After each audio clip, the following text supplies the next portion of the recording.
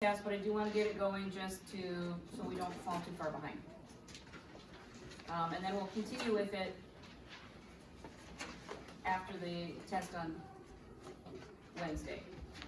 So chapter 13 is cardiovascular physiology. This is where we're going to do the physiology of heart muscle contraction, which does have good numbers, so I like it so much better. But we got to start off talking about the blood. So cardiovascular is your heart, your vessels, and what's inside of it, which is blood. So we always got to start talking about the blood, then we'll move on to an itty-bitty little introduction or reminder of the structure of the heart, and then we'll talk about how heart muscle cells contract. So, the jobs of the cardiovascular system as a whole. Transportation. What does the cardiovascular system transport? Oxygen. What else? Carbon dioxide. What else? Nutrients and hormones. Nutrients like what's used to make ATP? Glucose. Oh, glucose. Okay, yes, that's a good nutrient. Proteins, hormones go through the bloodstream. What about not good things? Okay, I'm not necessarily thinking about like diseases, but waste products, right? Waste products are produced by the cells in the body, and they have to be excreted, right? And most of them go through the blood to the kidneys, where they're then sent into the urine. Regulation. What does the cardiovascular system regulate? Blood pressure. Correct. Temperature. Temperature. When you're hot, you flush, radiating heat out through the skin. And one of the things that we don't think of very often, and I don't know if you're going to come up with it, is that inside our blood we've got molecules that help regulate pH. Our pH needs to be, our pH of our body and our blood needs to be held very, very tightly at about 7.4. Little tiny bit alkyl, a little tiny bit basic, but very close to neutral. And so, we've got molecules in the blood that help regulate our pH. And then protect. Our cardiovascular system is also important for protection, like what? White blood cells. Which do what? Well, they help prepare, fight against bacteria. Fight infections, right? So our white blood cells and our immune system, which we're going to spend a day or a chapter on, 15 or something. The immune system, and what else in the blood that's important to protect us? Clotting. Clotting, right, we got a clot. So if you break a blood vessel, you can't not fix it, we gotta fix it. So, components of our cardiovascular system include the blood, the heart and the vessels, which is encompasses something like 60,000 miles of blood vessels. And then depending on which book you read, the lymph system is either talked about during the cardiovascular system, sometimes it's talked about during the immune system, because it's kind of a combination of both. So we'll spend a little bit of time actually in different chapters talking about the immune system. I'm sorry, the lymph system. 60,000 miles of vessels. Is that not insane? That's crazy. To think that in your body you've got 60,000 miles. That's 60,000 feet. 60,000 miles of blood vessels. What are most of them? Capillaries. Most of them are the single itty-bitty little teeny tiny capillaries that go to every location in the body, right? You take a pin and you poke your skin anywhere, what are you going to do? You bleed because you've got capillaries everywhere. So the vast majority of that distance is in the capillary level. Oops. So components of blood. If you've had anatomy, you've seen this before. This is a review. This is stuff we've seen before. Plasma. Plasma is the liquid portion of blood. If you take some blood out of a person and you put it in a test tube and you spin it in a centrifuge, the cells collect at the bottom and the liquid stays on top. The plasma is the liquid. The plasma is what is the liquid form of blood. Any liquid that's in the bloodstream is called plasma, because it's the liquid portion of the blood. If it's outside the bloodstream, then what is it called? What's the fluid on the outside of the vessels called? No. Interstitial. Interstitial fluid, right. Interstitial fluid is not in the bloodstream. Plasma, bloodstream. Interstitial fluid. So if I've got a capillary here, and the fluid on the inside is plasma, we're gonna learn that our capillaries tend to be leaky. And if the plasma leaks out, it gets a name change. Think anatomy. Every time you move to one location, you get a name change. Now it's called interstitial fluid. So if you spin the cells out, you're gonna get a bunch of cells at the bottom and some liquid on the top. About 55% of the volume is the plasma and about 45% is the cells. That's on average. Most of the cellular component is red blood cells. The vast majority of your cells are red blood cells. You've got something like 700 red blood cells to one white blood cell. And the red blood cells all collect at the bottom, and then in between the red blood cell layer and the plasma is a little white layer called a buffy coat. And that's where your white blood cells and your platelets live. And it's white because the white blood cells appear white color.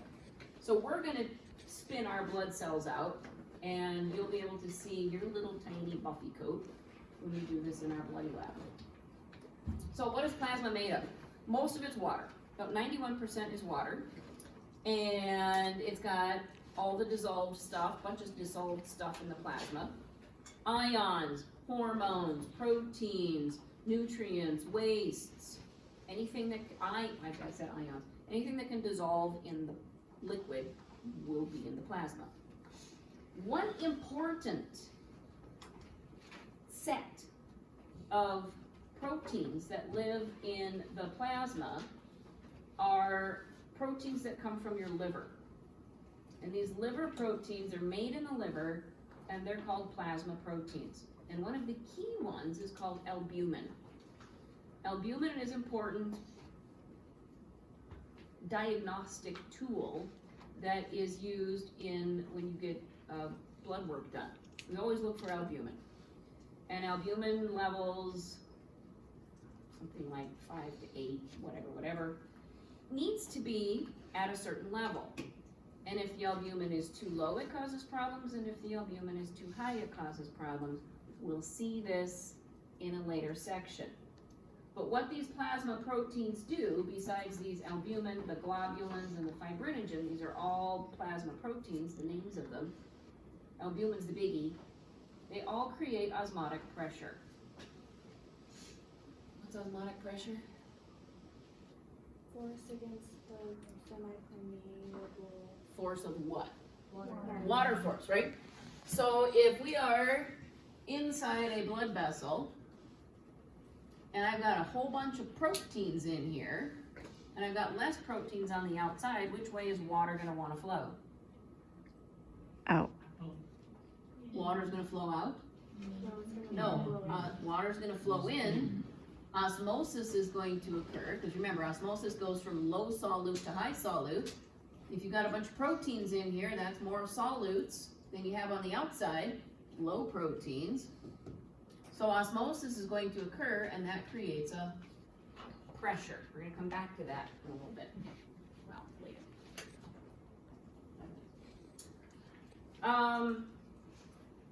Cells that we have in our blood include red blood cells, white blood cells, and platelets, which I mentioned. Hemopoiesis is the production of all of those cells. It occurs in the red bone marrow, which is found where? Inside skeleton. Inside your skeleton, right? So your skeleton makes your blood cells. Red blood cells, I'm going to abbreviate RBC. White blood cells, I'm going to abbreviate WBC. And another name for a platelet? Anyone remember? A thrombocyte. Platelets are for clotting. Thrombo means clot. Thrombo means clot. So let's see. These are your components. We've got 5 different types of white blood cells. We've got tons and tons of red blood cells or erythrocytes. White blood cells collectively are known as leukocyte. I've got too much writing up here. leukocyte, because leuko means white, L-E-U-K-O, leukocyte. And then you got 5 different kinds of leukocytes, or white blood cells. Neutrophils, eosinophils, basophils, lymphocytes, and monocytes, which you guys identified. I hope you turned those in yesterday. Yes? I haven't looked yet. Platelets are pieces of a cell. So in the bone marrow, you've got these big cells called megakaryocytes. Talked about this in anatomy. And pieces of that megakaryocyte break off to form platelets. So platelets really aren't a cell. Platelets are a chunk of a cell. And they don't live very long. Makes sense, because they're not a real cell. So if we start with red blood cells, I think this is all we're going to get through here. Red blood cells make up between about 40 to 45% of your blood, on average. On average. The hematocrit is the amount of red blood cells you have in your blood. Hematocrit is the amount of red blood cells that you have in your blood. And it varies from person to person, and it varies from gender. So if you spin your blood out, which we are going to do in a lab, we're going to take a little sample of blood, we're going to spin it out in a centrifuge, and we're going to see what percentage of red blood cells that we have in our blood sample. So we're going to take a little blood, we're going to put it in a test tube, we're going to spin it, and we're going to see what percentage is my red blood cell compared to the total. That's the hematocrit. Not the white section, but the red. Red compared to total. And you're going to get a percentage. In men, the normal hematocrit ranges from 40 to 54%. So some men have over 50% red blood cells.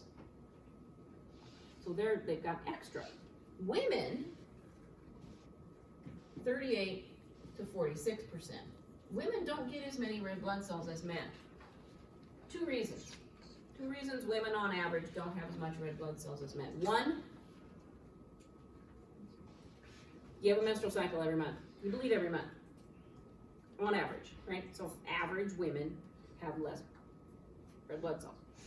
The other thing is that men have testosterone. And testosterone encourages red blood cell production.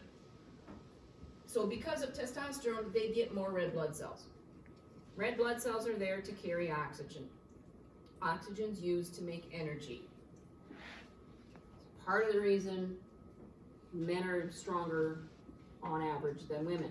What about if women don't have their menstrual cycles? Then you'll have a higher hematocrit, probably. But on average, we're a little bit less. But we'll never have as much as men because, well, we'll never have the high end. We'll never have over 50% because. What happens if a female does? Does what? If, let's say, that something is occurring in their body where they get 54%. Then it's not normal. Then it's considered polycythemia. Women have testosterone too, but they don't have as much as men, is that why? It's not the same as testosterone. It's not the same component. And it's not nearly the level. We have a form of testosterone, but it's not active form of testosterone. All right, I gotta quit. All right, Wednesday we'll come in, we'll take our test. About half an hour to take it. Discuss this, but like what happens when you have just like, you like sleep